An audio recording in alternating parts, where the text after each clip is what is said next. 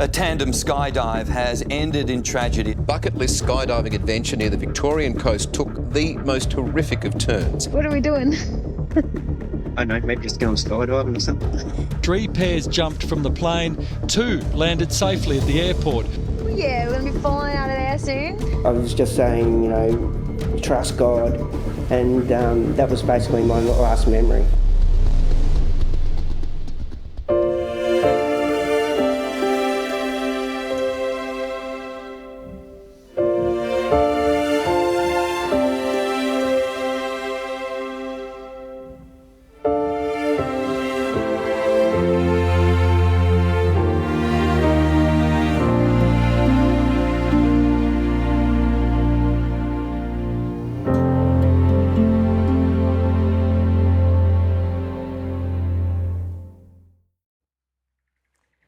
Perfect love casts out all fear. The Bible says, "Greater love hath no man than this, that a man lay down his life for his friends." It's a concept that's difficult to comprehend, much less fulfill. Yet, that's the example of Jesus to all of us. At some point, we are all confronted by trials, obstacles, and challenges. Chris, who you're about to meet, has probably had more than his fair share. Through a journey of unimaginable difficulty, sprinkled with a serve of poor choices, Chris has proven that God has the power to save, change, and transform beyond that which is humanly imaginable. You're about to see an undeniable and unquestionable revelation of the power of God, an incomprehensible mix of transformation, the cheating of death, and ultimate sacrifice, topped off with a heartbreaking twist. I'm Nicole from Found Rest, and I know you will be astonished, awestruck, moved and blessed beyond measure as you comprehend the magnitude of God's power in the life of this man. Meet Chris Rantle and one of his amazing daughters, Raya.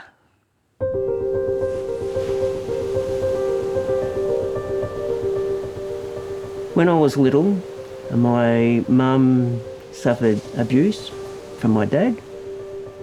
One time when mum was hit, she went to the police for protection. They took her home and she got another Felton for going to the coffers. I don't remember any quality time with my dad. I remember the negative stuff. Around the age of primary school, I was molested, and then around the end of primary school was the second time I was molested. I developed a pornographic addiction that lasted till I started knowing God. Will you love and honour each other as man and wife for the rest of your lives? My marriage was quite volatile. It was all over the place. Before our 12 months of marriage was up, it was in such a turmoil, I guess you could say, that we actually discussed getting an annulment. I grew up with a dad who was very quick to anger. He was very impatient, and at times it was like you're walking on eggshells. When I was 22, I joined the part-time army. I was in the army for 18 years. There's also around these early years, like in the early 90s, I started dealing in drugs, and I thought I was going to be one of those, smart drug dealers where they'd never use a product, they just sell and make money. However, that wasn't the case. Ended up starting on marijuana, and then it started just at home on a daily basis. Around this time, I became a spiritualist, so I trained under white witches, and I was into tarot cards, faith healing, astro travel, numerology, but I now know it is the devil doing that, and it's not part of God. I was so heavily involved in the drug scene, in the crime scene, and when I was at that stage of seriously considering going onto heroin. I didn't believe in God at that stage. I believed that there was maybe a God, maybe a force, maybe Mother Nature, maybe something. However, it was like the hand of God come down and said, Chris Rantle, you are no longer in the drug scene, and just plucked me out. And it's just like, I look back now, I'm thinking, well, like, even though I didn't really know God on a personal level, I can see how he works. Just absolutely amazing. So as time rolls on, I'm very committed in the Army, even though it was part-time Army, very, very committed. My priority was Army, work, family. I wasn't a really good father, I wasn't a really good husband, I wasn't a really good friend, very selfish, very violent. I was angry, very immature. My wife, Bernie, often called herself a single parent. I'd go over to the Army for a weekend or a fortnight or 6 weeks. One night I came home from work, from the Army, opened the door, Bernie was there, and I said, I'm going. There was no discussion, no conversation, it was going. I'm going to go on an operation to East Timor. I left Bernie in our hometown for 15 months while I was on a contract overseas.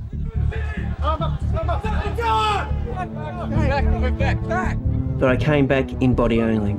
Like Bernie would say to me and say to others that I never came home because I was a mess. Mentally, there was something wrong with me. I was distant, and like now I was extremely angry, I was extremely violent. His anger was extreme and he was just out of it most of the time, but then when he wasn't out of it, he was just very scary. And I remember I was helping my little sister with her homework and she just wasn't understanding, and I was like, why aren't you getting it? And then Dad came in and Dad got really, really angry at her and like started hurting her, and then Mum came in to try and protect, and then Dad got really mad at her and hurt her. And I remember just one split second of thinking, like, maybe it was better if Dad didn't come home from the war. The last time that I hit Bernie,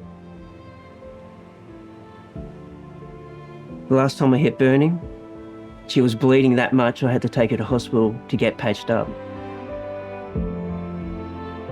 Straight away, they couldn't diagnose me with PTSD. The psychs and the medical team in that field were saying things like, go home, listen to music, you'll be right, or there's nothing wrong with you, nothing has triggered this, and it was really hard to get help. I finally found a good psychiatrist. He got me into a veteran psychiatric unit, and from there they diagnosed me with PTSD and finally got onto some medication, antipsychotic medication. It sort of took away those really violent nightmares, the really bright red, blood, gory nightmares. It stopped the voices happening as well. And I started getting some quality help instead of just being handballed from one place to another and not getting the help that was needed.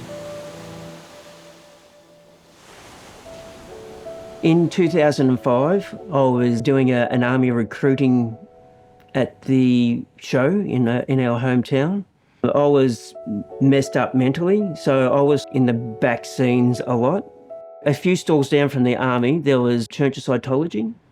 I'd been looking into Jesus Christ, Latter-day Saints, Jehovah's Witness, Hinduism, Buddhism, anything basically, because at that stage I was searching.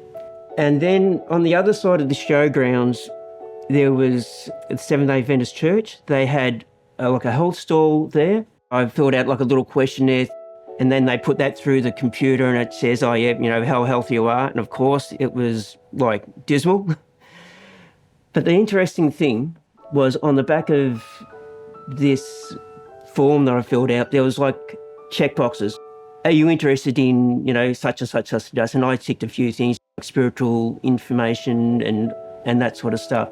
And I never really sort of thought much about it. And then the pastor from the local Seventh-day Adventist church rocked up on my door.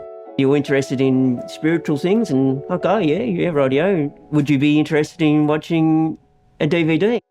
I watched that, and he'd come back the next week, drop that off. I was enjoying learning about the truths of the Bible. And so I was reading the Bible, I was studying the Bible, I was putting the Bible teachings into practice. Our family didn't really like the fact that he started going to church, but me and my little sister decided to go along with him just to encourage him a little bit because we just felt bad for him. Mum and my other sisters weren't too nice to him about it, let's put it that way. The changes that happened didn't happen straight away. It was maybe a few years, and my health mentally, I would say it didn't improve because I'm still a mess. However, after a few years, I started learning to live with it. And so life wasn't as bad anymore. And my relationship with my wife and my kids started improving as well. So, I'm just so grateful that we have a Bible where you can actually study and know God. When he first started going to church and all of a sudden he just started loving us so well. He was no longer violent. He was no longer scary to be around. He actually was the complete opposite. So now whenever anyone says anything about my dad, he's always smiling, he's always happy. No matter what's going on in his own personal life, he's always got time for people. And just watching that transformation was the key thing, I think, of me getting to know the Lord. Just his patience, his love, his care, his gentleness. That no matter how much I was told, "Oh, you should do this, you shouldn't do this," none of that changed me. It was watching my dad and how his character was. That's what helped me to know the Lord best. The next part of this story is quite interesting. So my daughter, she turned 30, and some of her friends gave her a skydiving voucher to jump at Torquay in Victoria. When I got home to celebrate my birthday with my family, I had to go for a skydive by myself, and I was super scared. I said to Raya, "Oh, I wouldn't mind having a jump with you," because I'd been wanting to jump out of a perfectly good aeroplane since the early 90s when I first joined the army. And so Raya rings up, "Is there a spot available?" And there was one spot left. And it was like, yes, how cool is this? I'm going to get to jump out of a plane. When Dad first said, "Oh, I want to come with you," I'm like, "Oh, heck yes, this is awesome. I actually have a skydiving buddy. This is going to be so good." When Bernie found out that Friday morning that I was going skydiving, there was some choice words said. I just remember thanking God for those special moments that we had together again. We're talking about spiritual things because Raya, she has a heart for God as well, and we're looking at the scenery because there's beautiful scenery on the way to Torquay. I was really nervous. Dad was, I think, more excited. I was more nervous. I don't think that he was really that scared, which I think helped me stay a little bit calm. At the end of the paperwork, I said, "Oh, look, no, would you like insurance? It's only another $30 each for you." And Ray and I sort of look at each other and we go, no, because skydiving is a safe sport. There's so many rules and regulations and check places. What can go wrong? Yeah, guys. It was finally our turn. So excited, so pumped. My instructor, his name was Aaron Topher. I think the instructors, they both could tell that we were quite nervous. And so now there's a bit of banter and joking, making this light of the situation type of thing. Aaron says to me, "What do you want to do when you get up there?" And I go, "Well, what do you mean? Do you want to do twists and turns and that sort of stuff?" "Yeah," because bit of an adrenaline junkie. That sounds so cool. Instead of just jumping and floating down, that sounds awesome. I was like, yes, let's do it. And then it was time for us to go, and so they asked us, "Oh, who wants to jump first?" I wanted to jump first because I was scared that if I seen Dad jump, I wouldn't jump. If Dad's gone, there's probably nothing that's going to get me down there just meant to be with him. I was like, I'm going first. So Dad was fine with that. Ray says that she'll jump first, which means I have to get in first. So I get in, Aaron gets in behind me, and he attaches us together, with the harnesses. And then Raya and her instructor, they get in as well, and they're all fixed in. The door closes, and we start taxiing off. This is at Torquay, so it's right on the coast. And I love scuba diving. I've been scuba diving for decades, and actually scuba diving is part of my mental health plan because it helps lower my anxiety and helps me lift me out of depression. So I love scuba diving. We do a flyover the coast, and I'm looking down in this little plane because it's got this perspex window, and I'm looking down and I can see the coastline. I'm thinking, I wonder if that'd be a good spot to dive. And then we sort of come back over the land and you can see the patch quilt farming landscape because it was over paddocks. It was just so beautiful. I just remember thinking we were up there together experiencing God's creation. This is just another memory that we now have of getting to know the Lord more in a special, unique kind of way. And then the door opened. And it is so windy, like the wind is just rushing around. Well, now we're really excited. And so Ray is the first. And so she puts her feet out on a little step, and then not long after that, she's jumping out and she's having such a great time.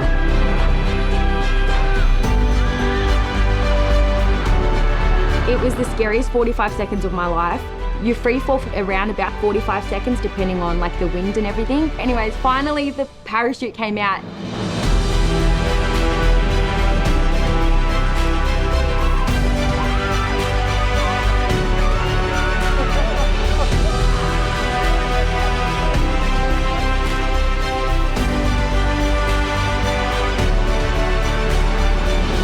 So then it's my turn. All this wind rushing around. I put my feet out onto the step.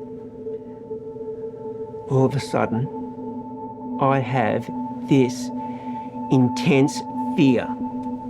There is no way known I'm jumping out of this perfectly good plane. I'll just get back in and I'll go down the safe way. Thank you very much.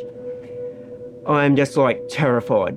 I don't know where it come from. I'm scared of heights, but this was just intense fear.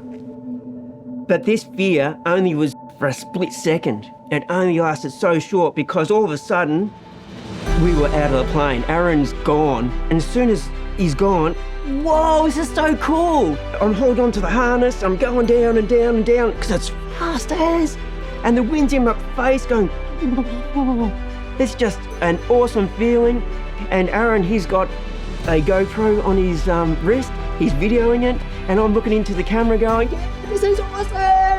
And I'm just so excited. And I'm so happy that I was so excited for Aaron. And so we're going down and down, and I'm waiting for the tap on the shoulder to let my hands out. I get the tap, I put my hands out like Superman, just plummeting to the ground. This was awesome. I was just so excited. It was brilliant. Now it's time to pull the chute. So he's pulled the chute, the parachute comes out momentarily. And then all of a sudden, for some reason, the ropes are twisting, the chute has collapsed on itself. And then all of a sudden, my instructor said to me, they're having trouble with their parachute.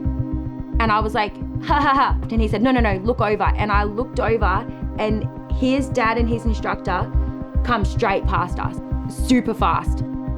And he can't get it going. And so he's cut that away, and the emergency one has come open. And around this time is when I've looked up. And I've looked up and I could see Raya above us. And because Raya jumped first, she should have been well below us. And I can see that the strings of the parachute are all twisted. The canopy is just flapping. So as we're going down, it's just flap, flap, flap, flap, flap all the way down.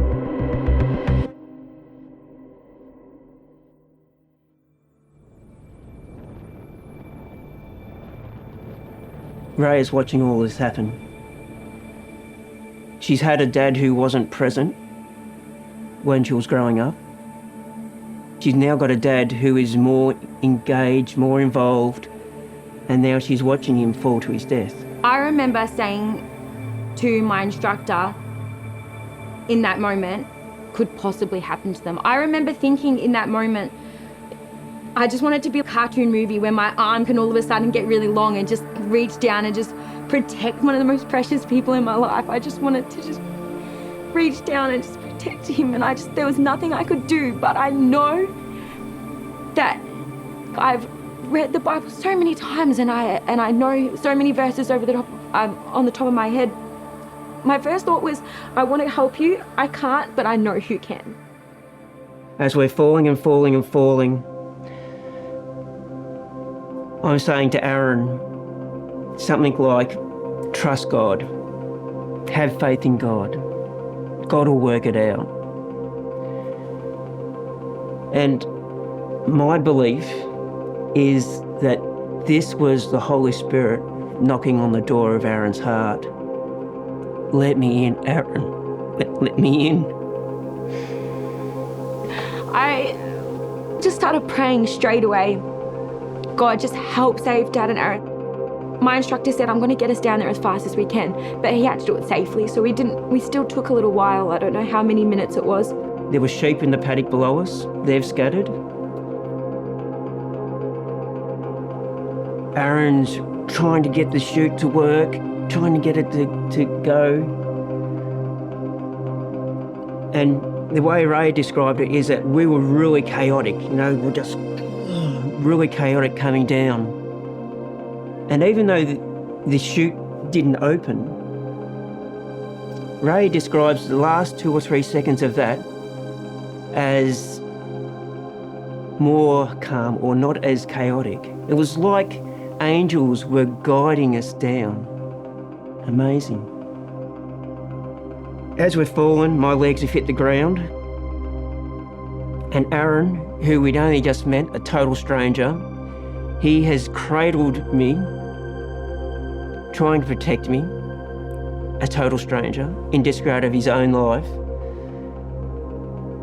And we roll and we fall, and we both lay motionless.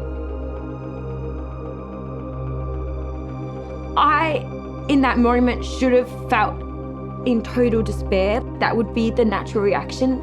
But I feel like I heard God say, I'm going to save them both.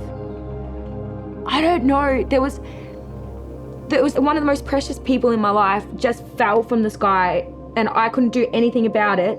But for some reason, it's like I knew God was saving them. Ray and her instructor, they get down as quick and as safe as possible. Just sit here, okay? And her instructor says to her, look, you stay here. He's going to go over and do first aid. And then all of a sudden he started running over and straight away I sprinted. I did not care what this dude just said to me. I'm going to help my dad. Around this time, we start moving. How are we moving? Raya sees this, not staying there, she's going over to us. They get a canopy and they put it over us to try and keep us warm. Dad was in and out of consciousness. He was complaining about his sore leg. He was just muffling, my leg. That's all he was saying, really. Aaron, he was conscious. He was wanting to get up and he's been told to stay down. Raya, she starts praying with Aaron because I was unconscious. I was just in and out. I'm going to pray with you, Dad. And so I started praying with him, and then Aaron, his instructor, he started trying to get up to help the situation. I think that was his automatic thought was, this is my job. This is what I've done all my training for. I need to help my passenger. At this stage, I'm thinking that the Holy Spirit is knocking on the door of Aaron's heart again. Aaron, let me in. Let Jesus in. That whole situation was so peaceful in a way that I can't even describe. It's like the peace that surpasses all understanding, just like the Bible says. I felt at peace. Aaron started to calm down. He was responding to the prayer as well. I feel like in his heart. Having had the peace that God can offer myself, my belief is that Aaron opened his heart to Jesus.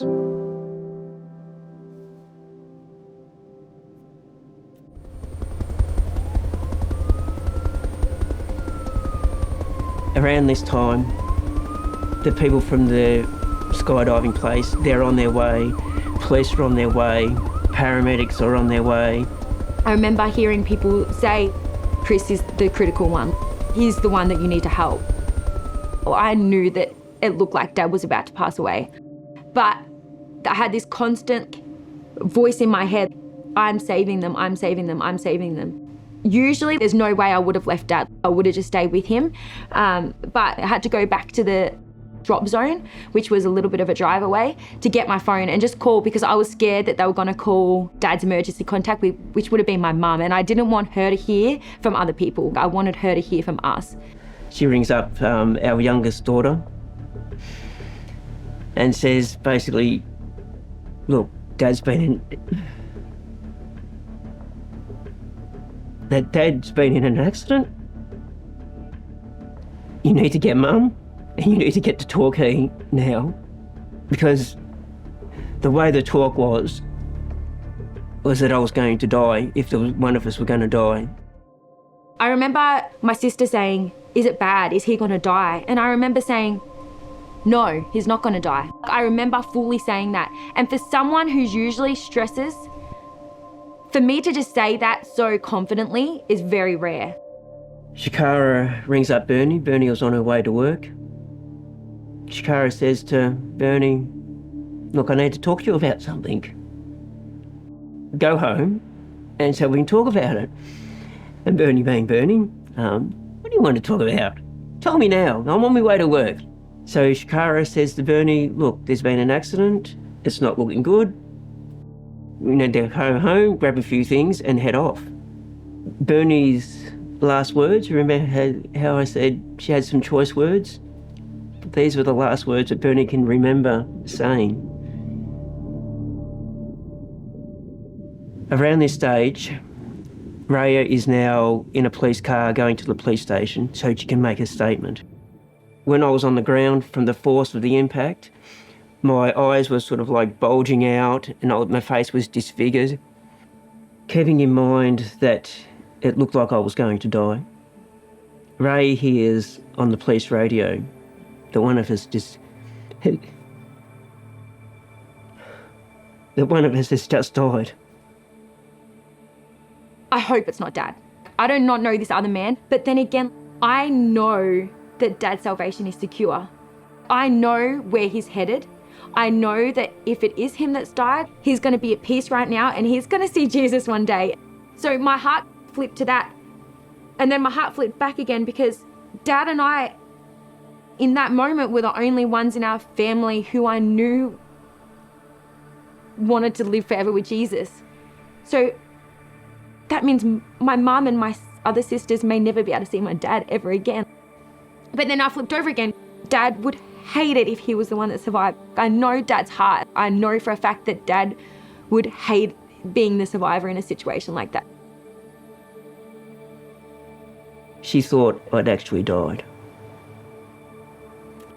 Policeman there, he was trying to turn the volume down, but it wasn't quick enough.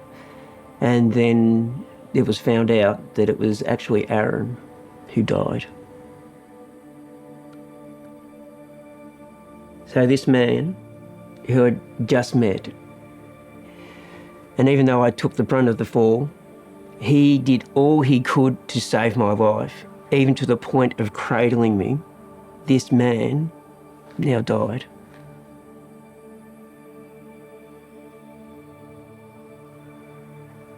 Then I remember turning my thoughts straight to God. You told me you were going to save them both. That was what I heard. You said you were going to save them both, and now one of them's passed away. We all made it to the Alfred Hospital. We sat in there for what felt like hours before we heard a single thing. So many other people I knew were still praying. Message all your friends, just pray. I know the power of prayer. Just as our Warrnambool church were praying, the surgeon came in and he said, Chris is still alive, it's still critical, but things are looking good. So the first 48 hours there, they thought I was still going to die from heart failure. Found out that I was pretty messed up. They didn't know if I was going to be able to walk again. A dislocated hip, a fractured hip, a damaged spleen, a damaged lung, damaged heart. I had internal bleeding. I had my tongue stitched up, so I must have bit it on impact. 3 fractured vertebrae, 2 fractured rib, and a few other bits and pieces. If I was able to walk again, they didn't know how well I'd be able to walk. I also had to have a hip operation because there was an 8mm bit of bone floating in there. So this is another miracle from God too, because they had 2 options. You either break the hip and get it out and put it back together, which means definitely wouldn't be able to walk properly ever again, or they would make an incision and they would guide their instruments through vessels and nerves and stuff to get this bit of bone out. But if they had nicked a vessel or a nerve, well then I wouldn't be able to walk again properly. I'm now walking. I was in the Alfred for 6 days. They transferred me back to the a local hospital in Warrnambool. Even after he got sent back home to Warrnambool, there was still possibilities of his heart failing. People say that it can be a delayed reaction. I was driving him to heart appointments for the next couple of months. God, in his amazingness, gave me a window bed. Because I come from another hospital, I was in like quarantine, from one hospital to another. So I was by myself and the family could come up to the window. Hi, type of thing, which was really good. So I'm really looking forward to getting back into the Beth. Woo! So now I'm back scuba diving. I'm into triathlons now. I'm alive and I have my family. What I found out later was that Aaron grew up as a Christian, in a Christian family. He went to Seventh-day Adventist primary and secondary schools. His family are Christians. One of our older pastors, he had moved to Melbourne and his wife ended up saying, we know their family. They actually used to go to our church.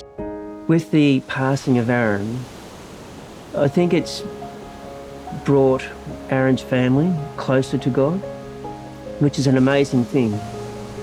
How when tragedy strikes, people will either blame God and walk away, or they will draw closer to God.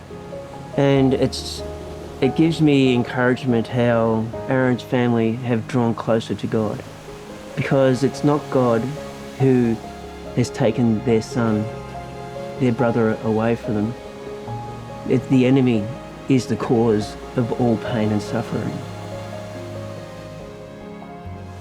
He remembered saying to Aaron on the way down, have faith in God, trust in God.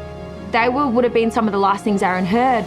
When you're faced in a situation where your whole life literally flashes before your eyes, Dad was the perfect passenger for Aaron that day. That parachute was going to fail no matter what. If we didn't book in that day, the next day that parachute would have been used for completely different people. God planned for us to be there. The more I realized that maybe when God said to me that he was saving both of them, maybe he was, but it just looked different to what I thought. The first few days of being in the Alfred, I didn't know if I was actually remembering a dream that we'd fallen and Aaron died, or if it was reality. My mind just couldn't sort of work it out. After I had worked it out that we actually did fall 10,000 feet and that Aaron had died, I started experiencing survivor's guilt, and this lasted for months, I would say.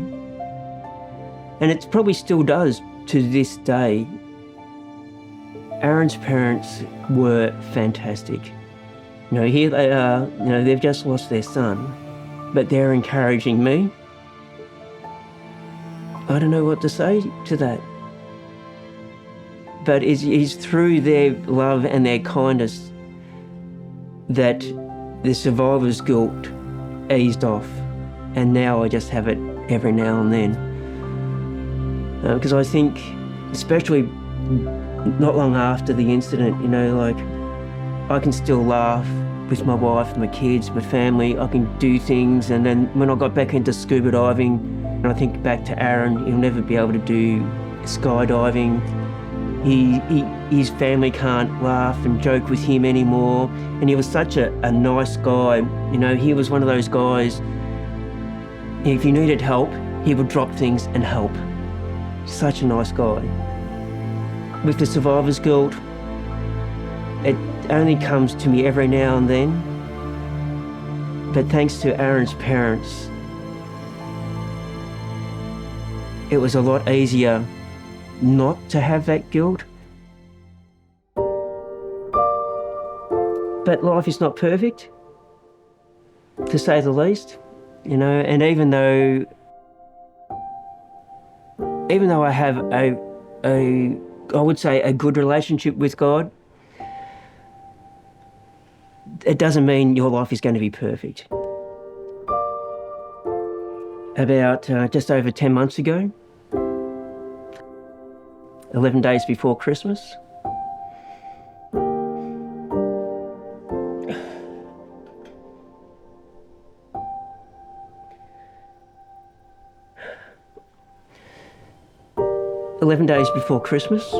our oldest girl had a short illness and died. And it's just so hard.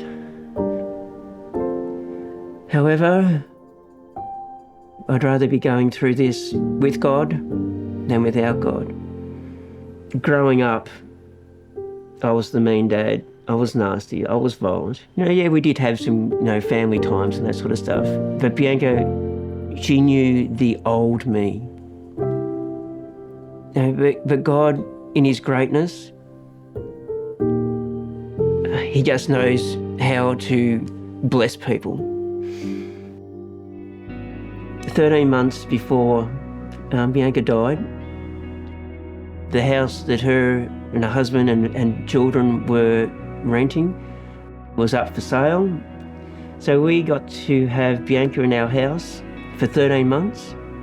It wasn't long ago that Raya was telling me a conversation that she had with Bianca and how Bianca was amazed, I guess you could say, or surprised or appreciative, but she got to experience the new dad.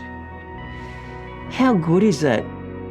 Yes, we've lost our girl, but we got to spend quality time with each other.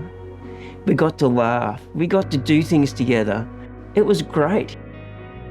I can't make up for what I've done. However, God has put us in a position where we made new memories. We had new life experiences. Just, God is great. Even though God saved me from death in the skydiving incident, in God's wisdom, it wasn't to be with Bianca. I don't know why. When I'm in heaven, and then I'm sure that God will lay out, you know, this is why it has happened. And it's like, oh, okay, you are good. You are good. And it's amazing how God has kept our family together. So we've had this journey of how bad I was. For God to save our family from when the kids were young, to the anger and the violence and then the PTSD and everything else, and the skydiving incident, and then losing Bianca, Our family is still together. We are still a loving family. God is great. He really, really is great.